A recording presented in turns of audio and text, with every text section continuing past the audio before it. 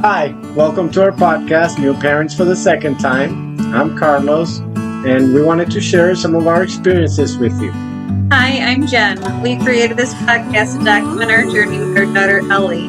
We want her to be able to have something to listen to when she's older and for us to look back on when we're old and gray as well. Hi, my name is Jake. This will also be used as proof since my dad can't remember anything but always thinks he's right. Anyways, we hope you like the podcast.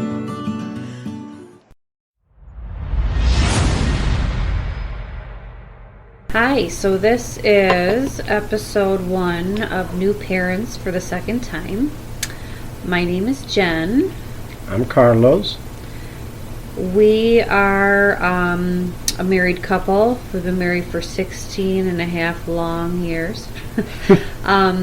We are actually, so we've decided to make this podcast because as our title suggests, New Parents for the Second Time, we are now new parents after 12 years. So our son is 12 and we just had a baby, and so this is to basically document everything that happens from here, and who knows how long the episodes will be or how long we'll sit here and do this podcast, but we wanted to give our daughter something to listen to when we get older and when she gets older.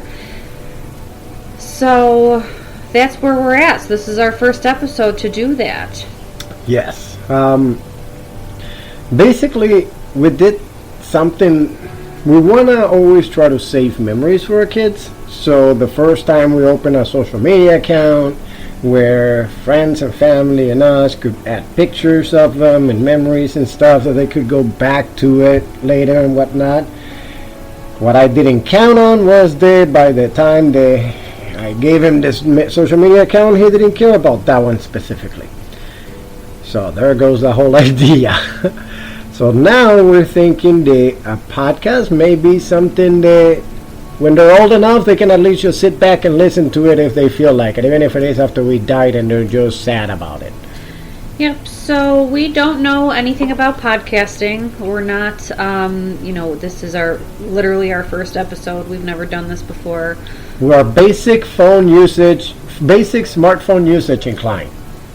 So this whole podcasting equipment, recording, very new to us. Yeah, but we wanted to have something for, for the future to look back on. And remind us of good and bad times, because let's be honest, having a new baby is not always easy. Plus, let's be honest, we all like to say how we already did it, I already know what we did and whatnot, so this is what we did. And you know what we're realizing now with this whole time that it's been the 12 years, it's that a lot of what we remember, we didn't remember it correctly as to how we actually did it. Like, we're still having an issue whether we're remembering properly if we had bottle sanitizer or not the first time around, and whether we used it or not, because we were trying to figure out that decision this time around. So it's like, great, we already decided that, try it, had a decision and made our minds, and now we forgot all about it. Yeah, there's just so many things that you forget, and so many new cool shit stuff too. There's so much new stuff too, and there's new rules, and just different things are different. So 12 years later, we're also 12 years older, and we're mid to late 30s. We're no spring chickens. But we're very blessed that this happened for us. We thought that if it ever did happen, it was going to happen sooner. Yeah, it was. We didn't not wanted it, but also weren't looking for it. But it was very well received. So now, a little bit of a family dynamic, so you have an idea. We live in kind of like the outskirts of the city, more towards farming area. We still got neighbors everywhere. It's not like, miles upon miles before another house or something. But we do have, if you hear me say the woods behind the house, that's because my neighbor has, over 10 acres there that I'm allowed to use. So that's what I mean by that. Everything else, there's a lot of houses around. We have 3 dogs. We just rescued a new one. 3 dogs, 2 boxer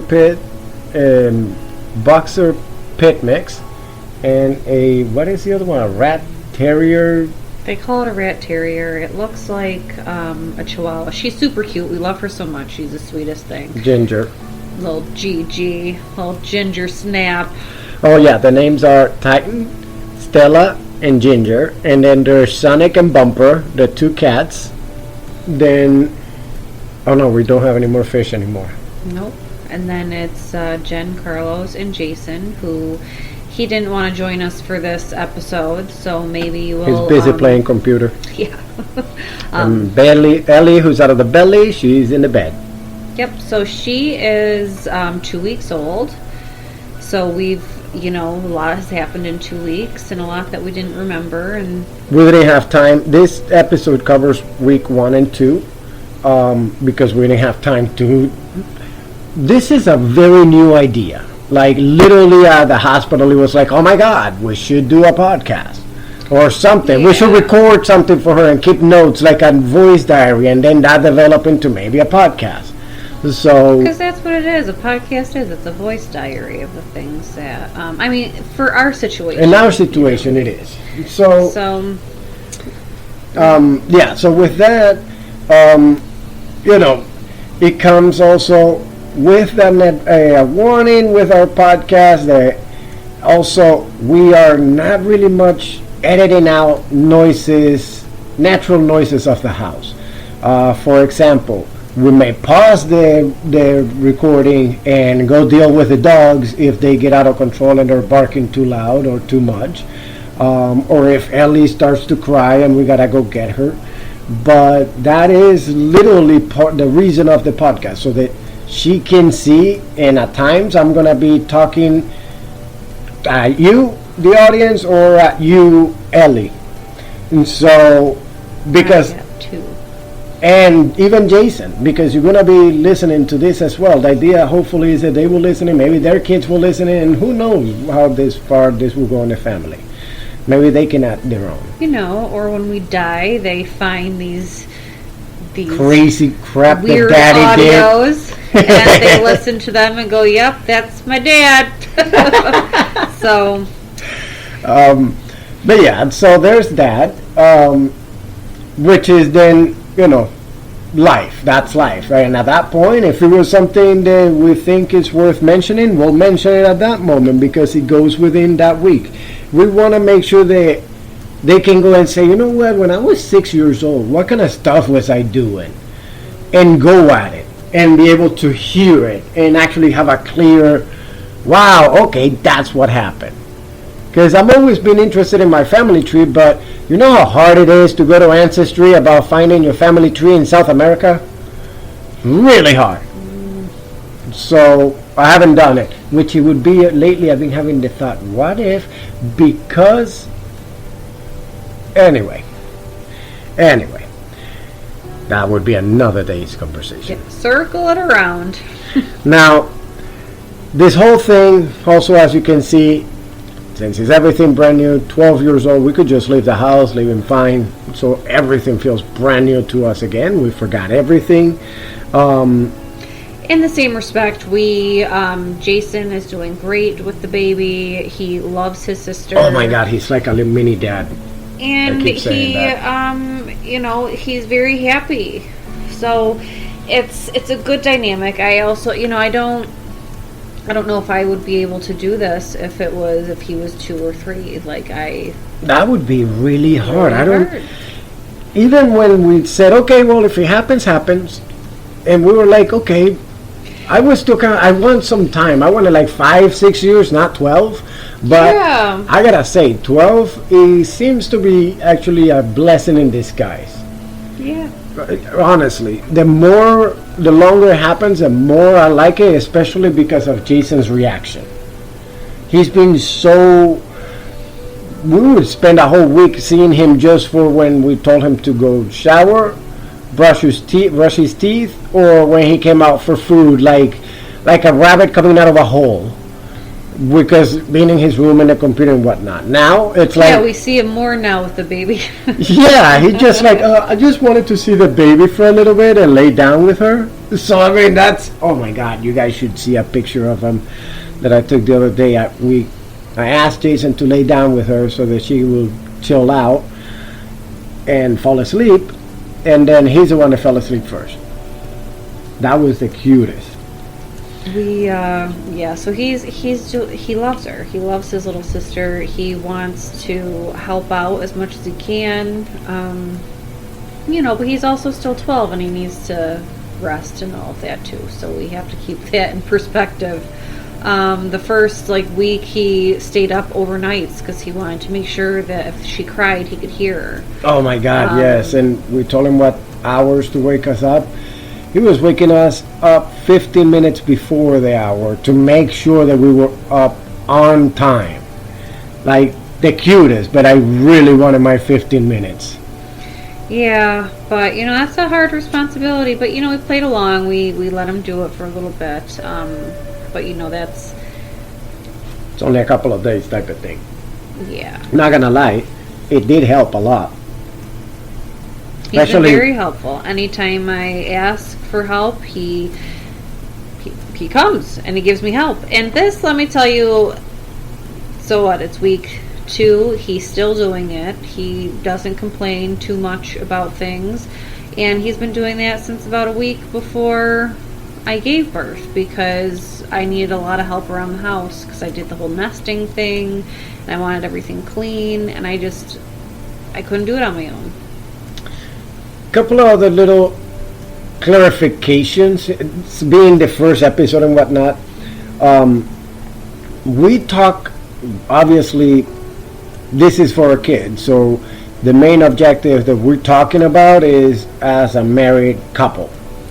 Now, in a lot of the things that we're going to say, you could try this or that, it may come out as we're thinking of a married couple, but it could be a support person like your mom, your sister, your uncle, your cousins, your whatever the case would be.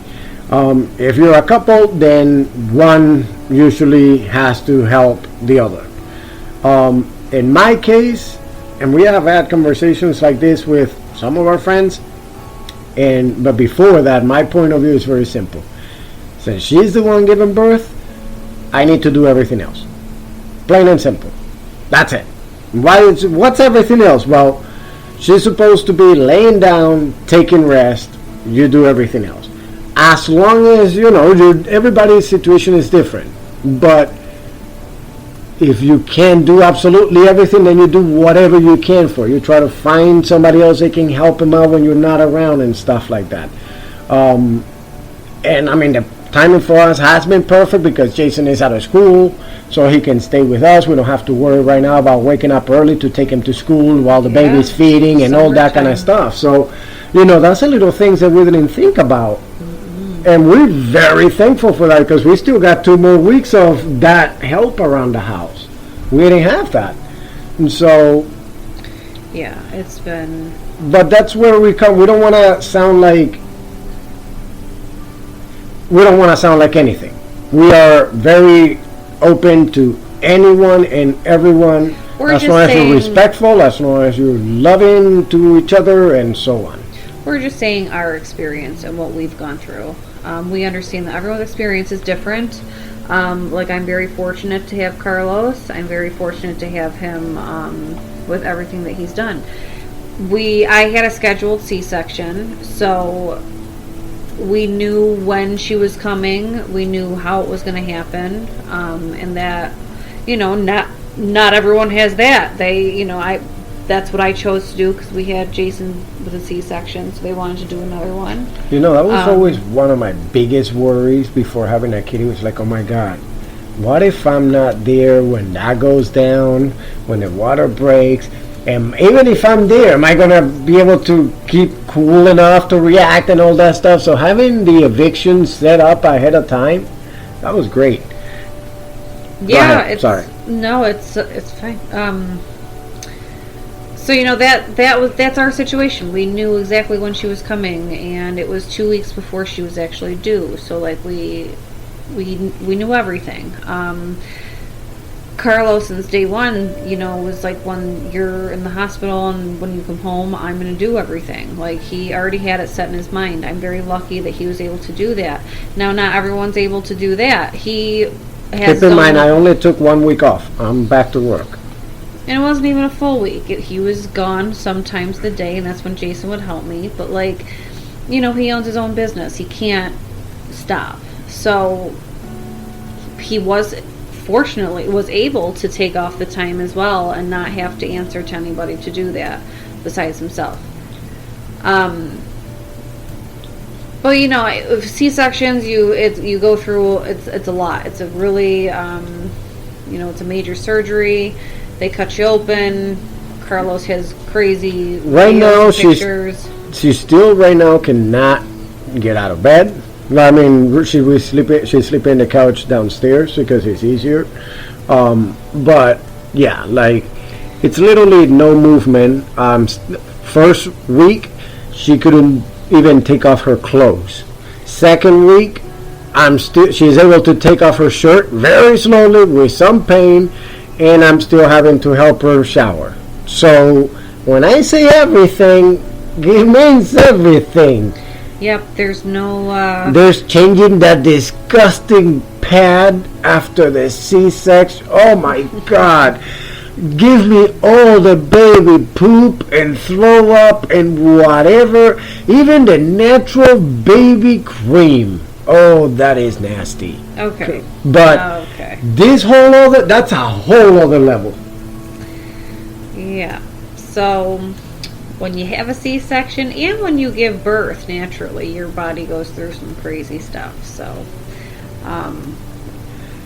but yeah, it's been hard because I can't do anything, and it's hard for me to get through because I want to do everything. I feel like I'm not helping out, but I can't. I literally physically can't.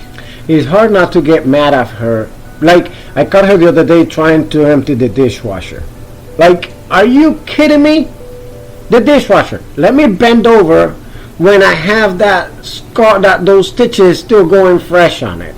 Like, well, it's 2 weeks. It's not fresh. They said a month to heal. She still cannot fart, poop, laugh, or sneeze, or cough without going, I don't know what you're talking about. Girls don't poop or fart.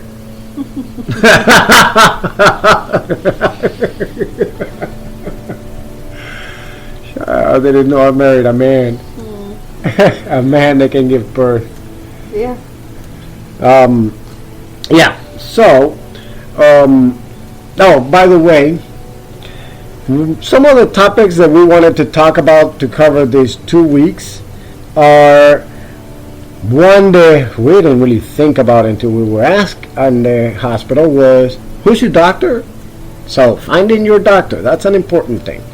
Breastfeeding, not as easy as everybody makes it sound.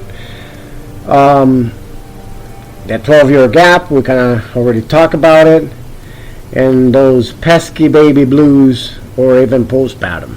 And so, which is something that we really got to keep an eye out because everybody goes at it differently. But one thing that most people who go through depression gets to do is to make sure that I don't want to say it because I don't want to feel silly and I don't want to overreact and all kinds of thoughts that go through their head. And they might even get mad at you for telling the doctor. But you have to, if that's the case. And so, obviously, you're always giving them the option to go first. But if not, you got to push them through the door. Yeah, so we had, Ellie had her first appointment with the doctor, and then she had a 2-week appointment, and at the 2-week appointment, we let the doctor know. I've had... we don't know if it's baby blues or postpartum. I had really bad postpartum depression with Jason. 12 years ago, so we kind of know what to look for. But like I had, first week I didn't really cry much, but I was also on a lot of drugs for pain. Second week, I don't know, I just was crying a lot. Sorry, the battery is running low on the computer. I forgot to plug it in, so I'm making all kinds of noises. So I cried for like 2 to 3 days, and I don't know, if it's the baby blues of just all my hormones and emotions coming out, or if it's going to turn and develop into something else. I am on medication now. I am not ashamed to say that. I feel like whoever, if you need it, there's reasons why you need it. So, I don't know. We're going to see how it goes. And, we did, like I said, we did mention it to the pediatrician, and the doctor that we go to now it's a practice that has lots of women's health, mental health, that brings us medicine. actually to finding your doctor, because first person that we went to didn't have all of those things, and it felt more like we were going to the meat shop to get ham and cheese. Yeah, he was totally unsupportive and was quite rude. So we found someone that we love that we're now taking our whole family and trying to register at this practice, which is really nice. So we didn't real finding your doctor is hard. Or you want to make sure that you find someone that you like. We didn't know when going into the hospital that we had to have a pediatrician, or we probably knew. We just didn't. That's the thing of being new all over again. We thought that we were so ready with everything, and I literally said that in the hospital, like, oh my God, we are set, we're good, we did perfectly. So guys, who's your pediatrician? I'm sorry, who? And we were like, what? They were like, you need one before you leave the hospital. We were like, what? And of course, here it is, Friday morning. It's not like we have like a few days because it's Friday morning. Doctors aren't open on Saturdays and Sundays. We're going home on Sunday. Like, if everything goes well, like that was the plan. So, we found a doctor just so we could get in. We went there. He was not someone that... we did look online at the reviews and stuff like that, and let me tell you something. They are deceiving, because most people who leave a review are mad. And very few of us, not me, usually leave a positive one. I gotta have a really awesome experience to actually go leave a review. So the ones that we end up going to afterwards, the second one, the reviews were like at 2.5 stars. 2.5 stars on Google, and I was like, that's exactly why we decided not to go to that practice. And so then when we had this bad experience, we were like, okay, let's just call the other place. And they got us right in. They were so supportive. They literally offered so many things to us. Gave us formula samples. Offered women's services. Like just a whole bunch of things. And we said, okay, mental health services. Can we get my son in? Because he goes to a doctor, but not really a pediatrician. And she goes, oh yeah, get it. Tell him when you leave. So like she took him on. It was such a different experience that it was like, okay, this is where we belong. And honestly, I may sound biased. I don't really care about this topic on it, because I am so happy the most of the personnel, like 90% of the personnel, are women. Because holy cow, they are not that all men are rare, but women are usually more patient, more understanding, more caring, or at least showing it. That, in my experience, that's what happened. Once again, we went to the guy. It was like going to the meat shop. Here's the number. Check out at Walmart. He just made me feel stupid. Like, how do I not know these things? Like, you have another child. Like, It's been 12 years. We didn't know that they make now backpacks that turn into cribs. They have almost a scooter in it. Like what the hell? Like, things have changed. That thing are so cool. That's what I mean about the cool stuff. So make sure when you're looking for a doctor, you do your research. You do it before you have the baby, not while you're in the hospital having the baby. And even if you get up in a situation where, you know what, you're like us and forgot all about it, don't be afraid to just switch. Yep. They literally call us to like, oh, by the way, we need to change your appointment or something like that they call for. And it's like, sorry, we change. Yeah. Don't be afraid to do it, because at the end of the day, you have to be comfortable with it. Yeah, you have to do what's best for you. So, yeah. Which, man, it's like if we knew what we're doing with all these segues and whatnot. Because doing what's best for you and all that stuff actually goes into the other part, which is breastfeeding. And like, honestly, the part I focused more on breastfeeding was I don't care either way. Obviously, breastfeeding is best. If you're giving me a choice, I'm going to take breastfeeding over bottle.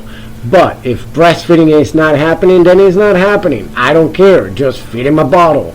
We are in a day and age that we have that ability. I always go to like 1950s, 1900. Like, huge difference.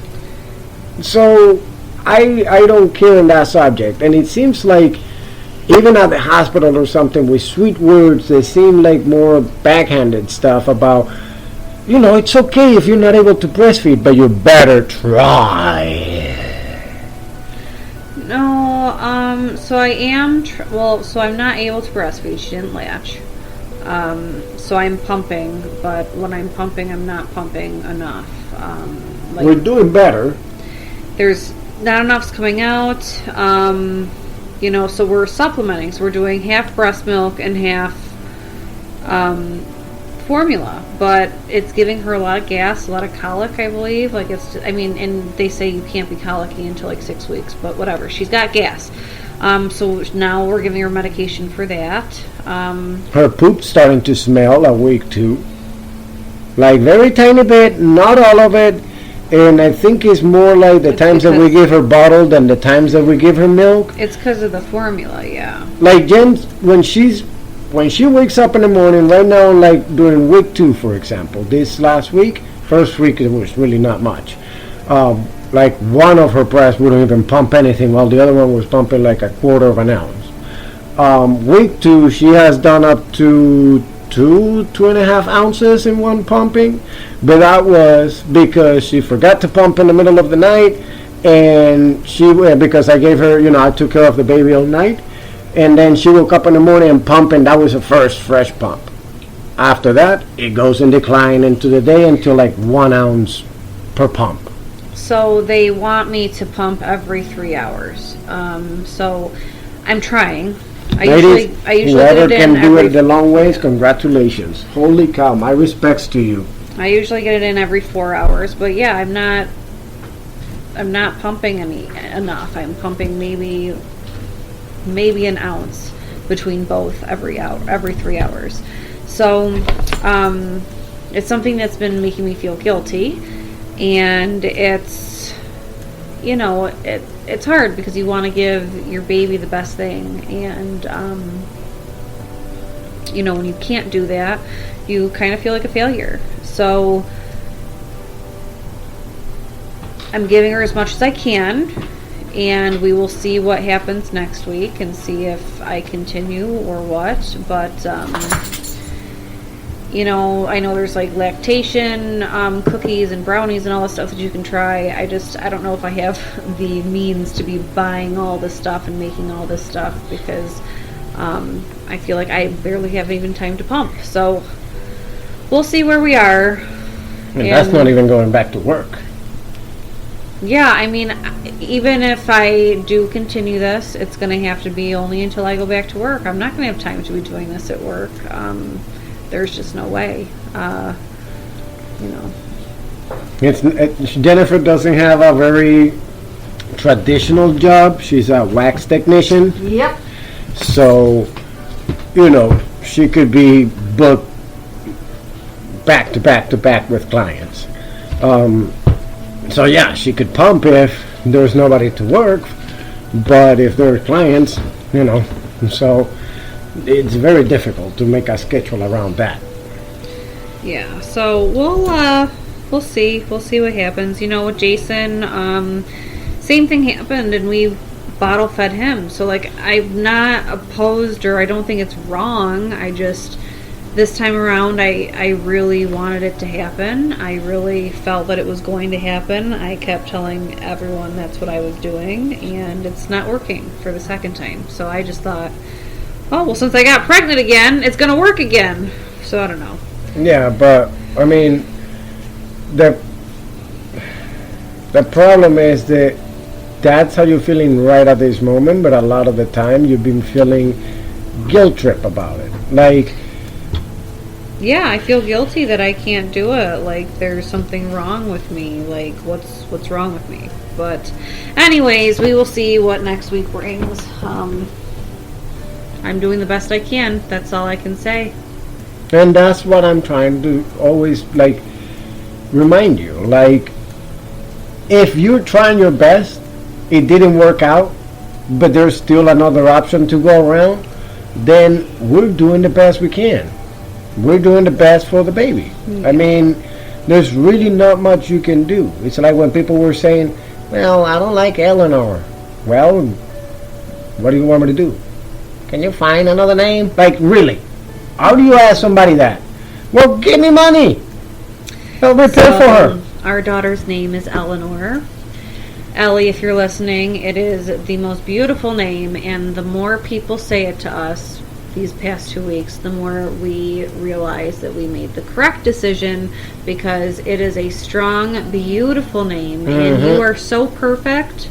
Your face is perfect, and just you're teeny tiny, and everything about you is so perfect. And then we're just like at the doctor's, and it's Eleanor. It's like, oh, that's right here. This is our little princess. Yes. Now, with all that beautiful stuff about your name, keep in mind, Charlie, that was supposed to be your name, Charlie. Like, you were supposed to be Charlie. So, Jason was supposed to be Charlie, and I didn't want it to be Charlie. And then Jason she was said never supposed to be you Charlie. wanted him to be Carlos. No, I did never, ever. Well, and you see, and this is why this is the show. Because they would, then they could be like, you know what? Go to week 1, go to week 2. This is what we talked about. I never, ever said I would name him Carlos. Anyway, at some point, she did say right after that, I will name my next child Charlie. If it was a girl, I said Charlie. 12 years later, a girl came out, and as soon as it's a girl, do we really want to name her Charlie? Even, you know who's upset the most? I'm not upset the most. I'm just telling you this story. Because you should go ask your brother, how did he feel? And now when I say your brother at this point, it's because, well, your mom got her things cut off. I'm getting my things nipped. So I'm about 99.99999% sure you're going to have no siblings. But I've always been open for adoption, so who knows. But when I mean your brother, I mean Jason. Go ask him how he felt about the name Eleanor or any other name that it wasn't Charlie. At one point, he wanted to call you Charelli. Charelli. Yeah, Charelli. What did I say? Charelli. Oh, like Charizard. So yeah, so he might call you Charelli for the rest of your life, and if He hasn't done it yet, though. No, not really.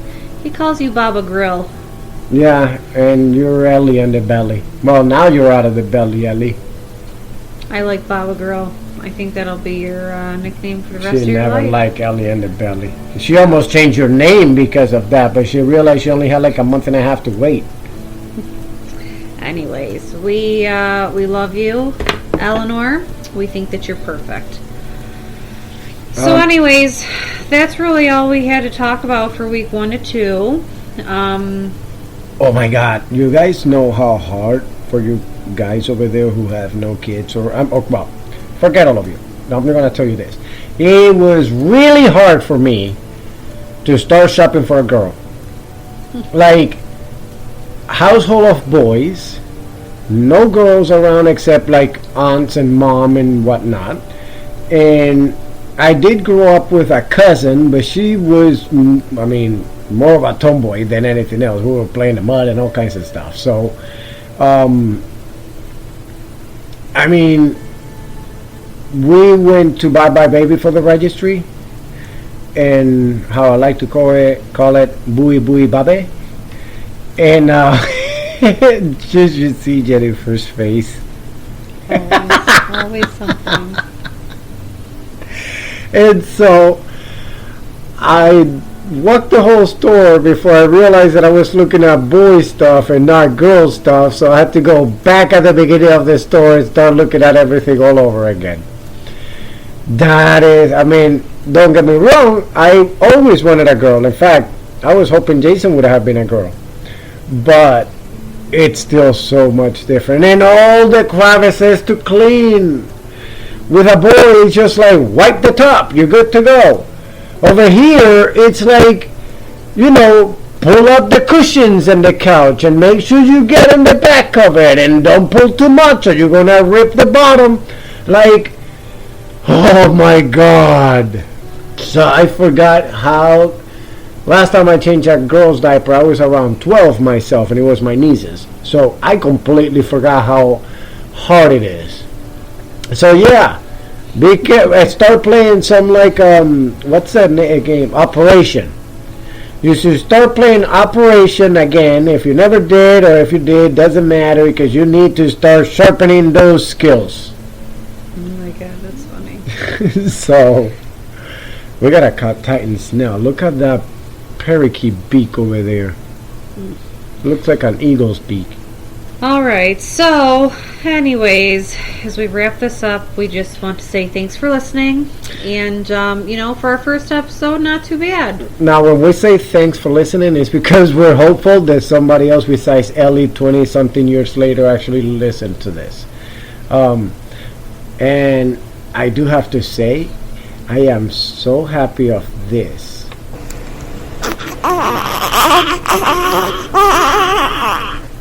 It took so much to catch that little bit and not the full-blown, you know, sirens and alarm and so, anyway, have a good night, everyone, and until next week.